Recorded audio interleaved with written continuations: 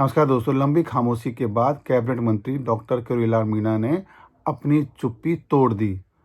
उनका दर्द जिस तरीके से छलका वो ये बताता है कि उनके भीतर किस तरीके की बेचैनियां पक रही हैं।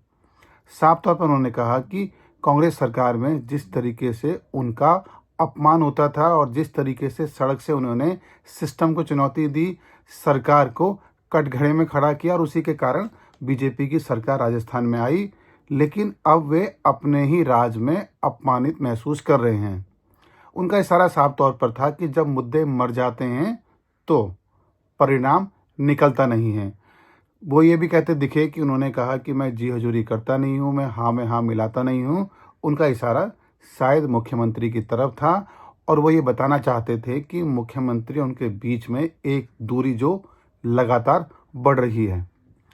उनका दर्द इस बात को लेकर भी है कि दौसा जो उपचुनाव हुए थे, उनके भाई वहाँ से हार गए थे और उनको ये लगता है कि कई ऐसे जयचंद बीजेपी के भीतर हैं जिन्होंने उनके भाई को हराने में महत्वपूर्ण भूमिका निभाई।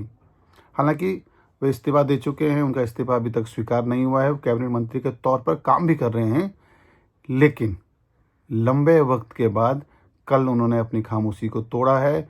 विधानसभा का बजट सत्र राजस्थान में शुरू हो चुका है, तो क्या बजट के दौरान वे कुछ बड़ा धमाका कर सकते हैं? अब सबको इसी का इंतजार है।